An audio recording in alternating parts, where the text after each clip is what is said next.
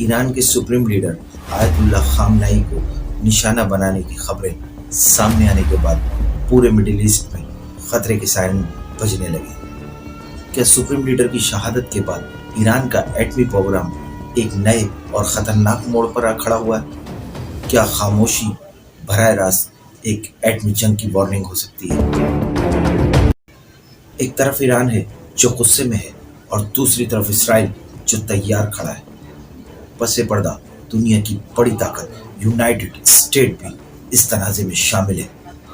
क्या ये सिर्फ एक हमला है या ये एक ऐसी जंग की शुरुआत है जो पूरी दुनिया को अपनी लपेट में ले सकती है? अब जरा सोच के देखो कि कोई तुम्हारे घर में घुसा है और तुम्हें मारे पीटे, और जब तुम उससे सवाल करो कि तुम मुझे क्यों मार रहे हो तो वो कहे कि मुझे शक था कि तुम मुझे नुकसान पहुंचाना चाहते हो, इसलिए मैंने तुम पर हमला किया। तो आप क्या करोगे? ऑब्वियस सी बात है कि आप उसे रोकोगे, आप अपना तहफ़्फ़ुज़ करोगे, आप पलट कर उस पर हमला करोगे, आप रिटेलिएट करोगे। और यही है वो बेसिक ईरान इसराइल कॉन्फ्लिक्ट की कहानी। अब ज़रा सोच के देखो कि कमाल की आयरनी है कि ये जंग इसलिए हो रही है कि फ्यूचर में कोई जंग ना हो।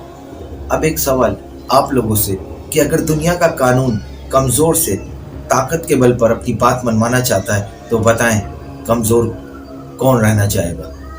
मिडिल ईस्ट सियासी लिहाज से ही नहीं बल्कि तवानाई के लिहाज से भी दुनिया का दिल है।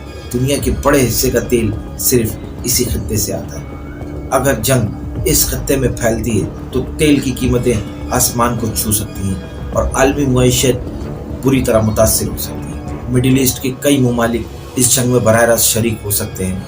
आलमी ताकतें इस जंग में मदाखलत कर सकती हैं और यही वो सूरत हाल है जिससे पूरी दुनिया खौफ का शिकार है।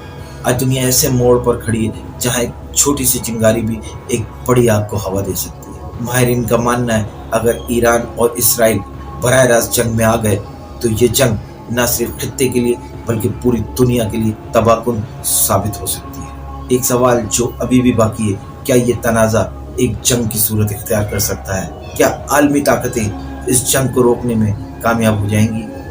अपनी राय कमेंट्स में ज़रूर बताइएगा। अगर आप ऐसी दिलचस्प और मालूमाती वीडियोस देखना चाहते हैं तो मेरे चैनल को लाइक करें, सब्सक्राइब करें और दोस्तों के साथ शेयर करें। मिलते हैं नई होप, नई उम्मीद के साथ। तो हम याद रखें।